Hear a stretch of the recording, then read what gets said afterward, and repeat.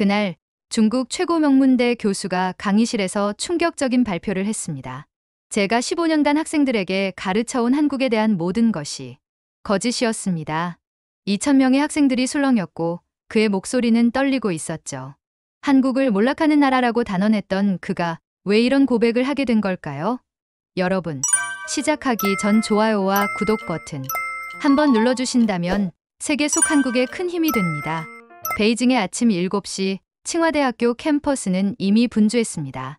류웨이 교수는 항상 그랬듯이 정확히 7시 30분에 연구실 문을 열었습니다. 45세의 그는 국제관계학과에서 가장 존경받는 교수 중 한 명이었죠. 15년간 동아시아 정치를 가르쳐온 그의 강의는 항상 만원이었습니다. 오늘은 동아시아 경제 질서에 대해 이야기해 보겠습니다. 류웨이 교수의 목소리가 200명이 넘는 대형 강의실에 울려 퍼졌습니다. 학생들은 숨소리조차 내지 않으며 집중했죠. 중국은 이제 세계 2위 경제대국입니다. 우리의 기술력과 경제력은 아시아 전체를 이끌고 있어요. 교수의 목소리에는 자신감이 넘쳤습니다. 반면 한국은 어떨까요? 강의실 뒤쪽에 앉은 왕샤오밍이 몸을 앞으로 기울였습니다. 24세의 대학원생인 그는 류웨이 교수의 제자였지만 최근 들어 교수의 한국에 대한 평가에 의문을 품고 있었습니다. 한국은 분단된 작은 나라입니다. 류웨이 교수가 단호하게 말했습니다. 1950년대 전쟁의 폐허에서 일어섰다고 하지만 여전히 중국의 영향권 안에 있는 나라죠. 경제 규모로 보면 중국의 10분의 1도 안 됩니다. 학생들이 고개를 끄덕였습니다. 교수의 말이 논리적으로 들렸거든요. 한국의 기술력이라고 해봤자 일본이나 미국의 아류에 불과해요. 삼성이니 LG니 하지만 결국 중국 시장에 의존하고 있죠. 우리가 수입을 중단하면 당장 어려워질 나라입니다. 왕샤오밍의 마음속에서 무언가가 꿈틀거렸습니다. 최근 몰래 본 한국 드라마들에서 느꼈던 것과는 너무 달랐거든요. 그 드라마들 속 한국은 현대적이고 세련되어 보였습니다. 강의가 끝나고 학생들이 하나둘 나가기 시작했을 때 왕샤오밍은 용기를 내어 교수 앞으로 다가갔습니다. 교수님, 질문이 하나 있습니다. 류웨이 교수는 서류를 정리하며 고개를 들었습니다. 뭔가? 혹시 한국에 직접 가보신 적이 있으신가요? 그 순간 류웨이 교수의 손이 멈췄습니다. 15년간 한국에 대해 강의해왔지만 정작 한국 땅을 밟아본 적은 한 번도 없었거든요. 모든 지식은 논문과 보고서 그리고 중국 언론의 보도에서 나온 것이었습니다. 그럴 필요는 없어. 교수가 다소 당황하며 말했습니다. 학문적 연구와 객관적 데이터만으로도 충분히 분석할 수 있거든. 왕샤오밍은 조심스럽게 말을 이어갔습니다. 하지만 최근 한국 문화가 전 세계적으로 인기를 끌고 있잖아요. BTS, 블랙핑크, 오징어 게임. 이런 현상들을 어떻게 설명하실 건가요? 류웨이 교수의 얼굴이 붉어졌습니다. 그런 건 일시적인 유행에 불과해. 진짜 실력이 아니라 마케팅의 힘이지. 하지만 왕샤오밍의 질문은 교수의 마음에 작은 균열을 만들었습니다. 그날 밤 집으로 돌아간 류웨이 교수는 잠을 이루지 못했습니다. 정말 내가 한국에 대해 제대로 알고 있는 걸까? 다음날 아침 류웨이 교수는 평소보다 일찍 연구실에 도착했습니다. 컴퓨터를 켜고 한국에 대한 최신 정보들을 검색해보기 시작했죠. 반도체 세계 시장 점유율 삼성 1위, SK하이닉스 3위, 스마트폰 글로벌 점유율 삼성 1위, 조선업 세계 1위, 자동차 수출 세계 5위. 교수의 눈이 점점 커졌습니다. 이런 데이터들은 그가 학생들에게 가르쳐온 작고 보잘것없는 한국의 이미지와 전혀 맞지 않았거든요. 이상하다. 왜 이런 정보들을 놓쳤을까? 더 깊이 조사할수록 놀라운 사실들이 드러났습니다. 한국의 인터넷 속도는 세계 1위였고 오지 상용화도 세계 최초였습니다. K-팝은 단순한 유행이 아니라 수백억 달러 규모의 산업으로 성장해 있었죠. 오후 강의 시간이 되었습니다.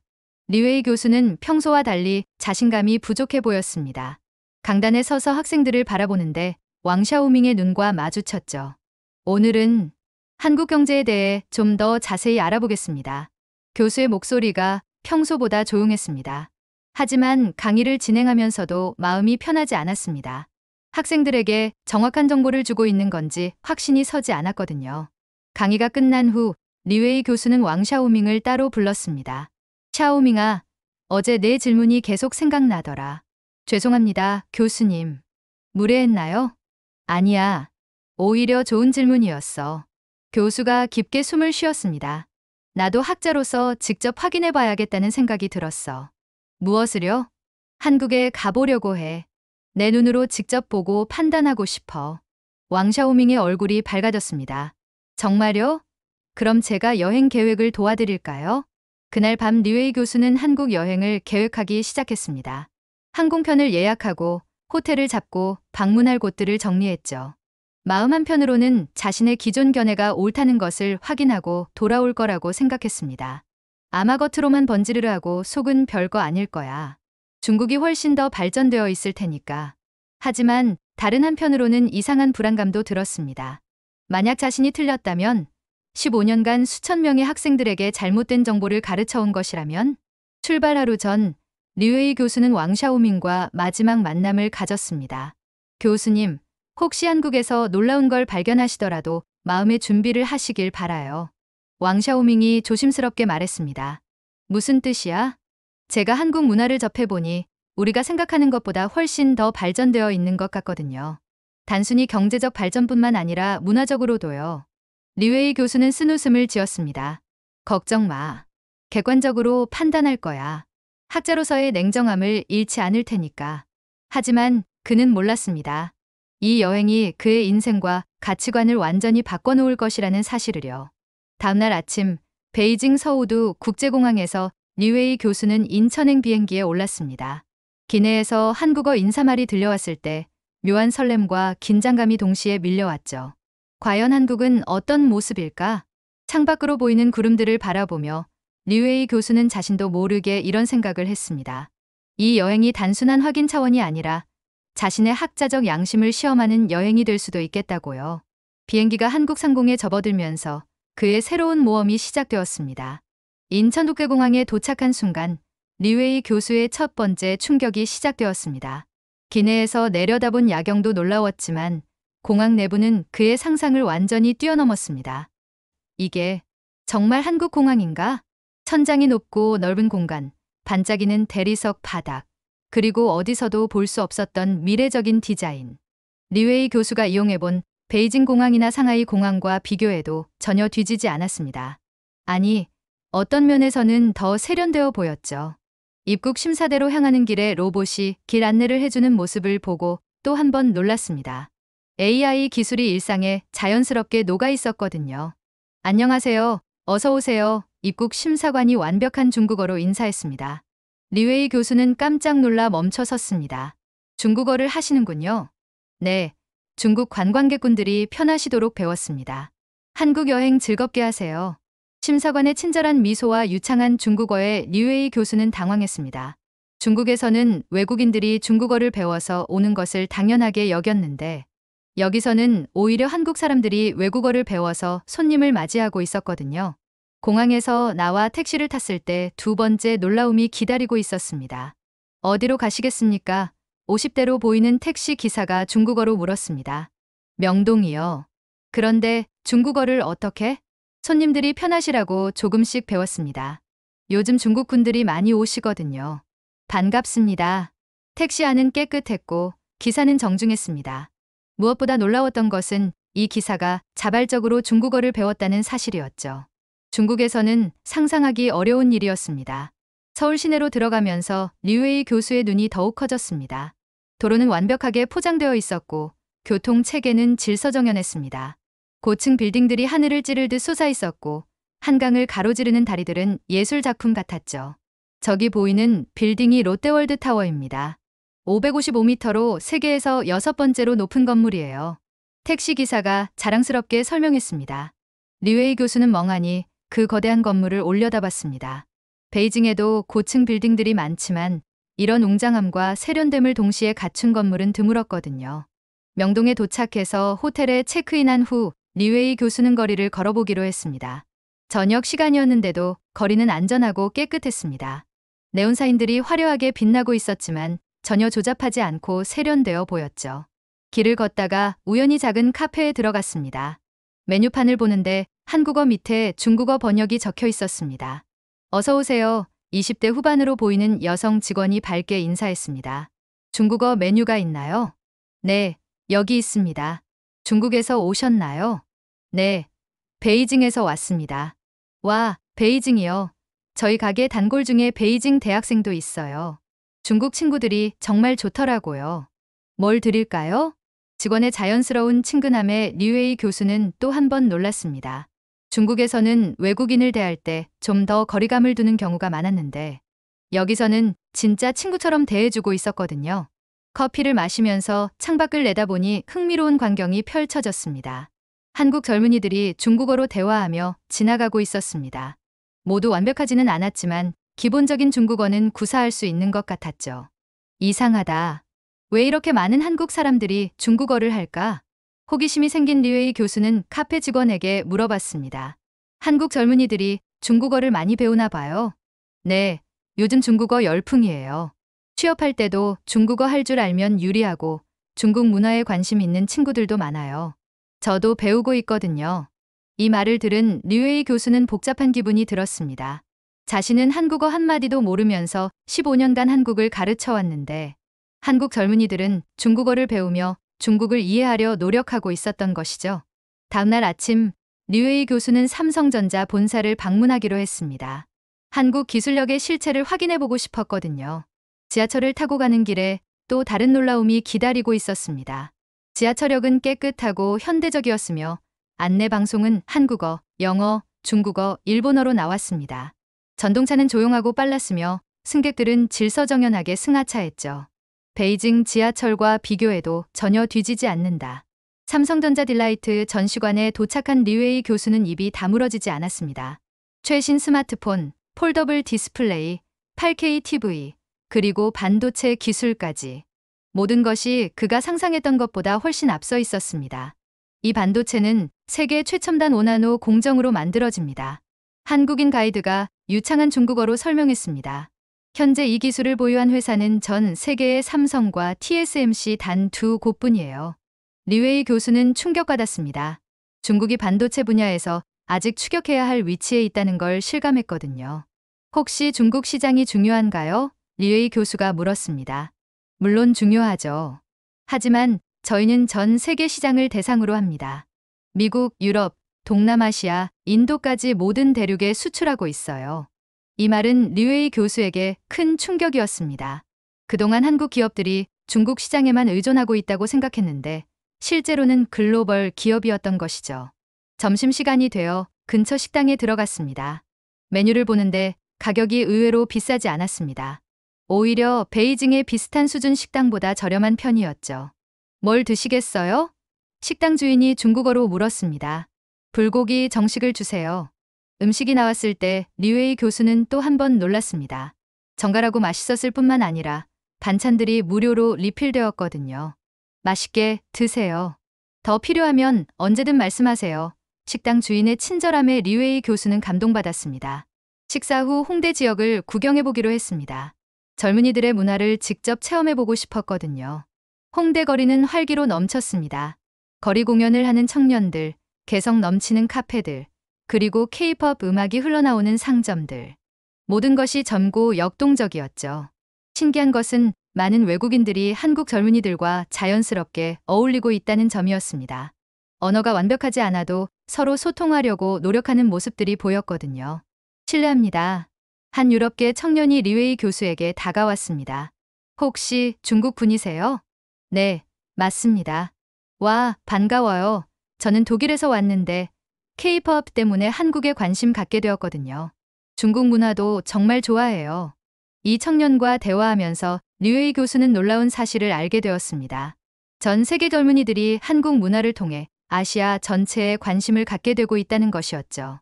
저녁에 명동으로 돌아오는 길에 류웨이 교수는 깊은 생각에 잠겼습니다. 하루 종일 본 것들이 그의 기존 인식과 너무 달랐거든요. 한국은 중국에 의존하는 작은 나라가 아니었습니다. 독립적이고 혁신적인 기술을 가진 나라였죠. 한국 사람들은 배타적이지 않았습니다. 오히려 외국인들을 따뜻하게 맞아주고 있었어요. 호텔 방에 돌아와서 류웨이 교수는 노트북을 켜고 오늘 경험한 것들을 정리해보기 시작했습니다. 하지만 무엇부터 써야 할지 막막했습니다. 모든 것이 그의 예상과 달랐거든요. 그때 휴대폰에 왕샤오밍의 메시지가 왔습니다. 교수님, 한국은 어떤가요? 많이 배우고 계신가요? 리웨이 교수는 한참을 고민한 후 답장을 보냈습니다. 내가 알던 한국과 실제 한국이 많이 다르구나. 아직 이틀밖에 안 됐는데 벌써 많은 것들을 다시 생각해봐야 할 것 같아. 그리고 창밖을 바라보며 혼잣말했습니다. 정말 내가 그동안 학생들에게 뭘 가르쳐온 거지? 하지만 진짜 충격은 아직 시작에 불과했습니다. 남은 며칠이 그의 인생관을 완전히 바꿔놓을 것이라는 사실을 그는 아직 몰랐거든요. 한국에서의 셋째 날, 류웨이 교수에게 결정적인 순간이 찾아왔습니다. 이날의 경험이 그의 남은 인생을 완전히 바꿔놓을 것이라는 사실을 그는 아직 몰랐죠. 아침 일찍 경복궁을 방문한 류웨이 교수는 한국의 전통 문화에 깊은 인상을 받았습니다. 궁궐의 웅장함과 섬세한 건축미는 중국의 자금성에 비해 규모는 작았지만 고유한 아름다움이 있었죠. 한국의 전통 문화도 이렇게 깊이가 있었구나. 교수는 혼잣말을 했습니다. 더 놀라운 것은 궁궐 안내를 하는 가이드가 한국사를 정확하고 객관적으로 설명한다는 점이었습니다. 중국과의 관계에서도 사대주의적 시각 없이 당당하게 자국의 역사를 이야기했죠. 임진왜란 때 명군의 도움을 받았지만 조선의 의병활동과 이순신의 활약이 더 결정적이었습니다. 가이드의 말에 류웨이 교수는 고개를 끄덕였습니다. 균형 잡힌 역사 인식이었거든요. 오후에는 판교 테크노밸리를 방문했습니다. 한국의 IT 기술력을 직접 확인해보고 싶었거든요. 네이버 본사에 도착한 류웨이 교수는 입구에서부터 압도되었습니다. 건물 자체가 하나의 거대한 IT 기술 집약체였죠. 로비에서는 AI 로봇이 방문객들을 안내하고 있었고 곳곳에 최첨단 디스플레이들이 설치되어 있었습니다. 저희는 검색 엔진뿐만 아니라 클라우드, AI, 자율주행까지 다양한 분야를 연구하고 있습니다. 네이버 연구원이 설명했습니다. 특히 AI 번역 기술은 세계 최고 수준이에요. 실제로 시연을 보여주는데 한국어를 중국어로 번역하는 속도와 정확성이 놀라웠습니다. 구글 번역보다도 자연스러웠죠. 혹시 이 기술을 중국에도 수출하나요? 류웨이 교수가 물었습니다. 네, 중국의 여러 기업들과 협력하고 있어요. 하지만 저희의 주 시장은 글로벌입니다. 일본, 동남아시아, 유럽까지 진출해 있거든요. 또 다시 류웨이 교수는 충격을 받았습니다. 한국 기업들이 중국에만 의존하지 않고 독립적으로 세계 시장에서 경쟁하고 있었던 것이죠. 저녁 시간, 류웨이 교수는 강남역 근처에서 식사를 하기로 했습니다. 지하철을 타고 가는 길에 놀라운 광경을 목격했습니다. 한 할머니가 무거운 짐을 들고 계단을 오르기 힘들어하고 있었는데 지나가던 젊은이들이 자연스럽게 도와드리는 것이었습니다. 말을 걸지도 않고 당연하다는 듯이요. 이런 장면을 중국에서도 볼 수 있지만 여기서는 더 자연스럽고 일상적인 것 같다. 강남역에 도착해서 류웨이 교수는 또 한 번 놀랐습니다. 러시아워 시간임에도 불구하고 사람들이 질서정연하게 움직이고 있었거든요. 밀치거나 새치기 하는 사람도 없었고 모든 것이 시스템에 따라 돌아가고 있었습니다. 식당에서 식사를 하던 중 옆 테이블에서 흥미로운 대화가 들려왔습니다. 한국인 직장인들이 중국의 경제 발전에 대해 긍정적으로 이야기하고 있었거든요. 중국의 성장 속도는 정말 놀라워.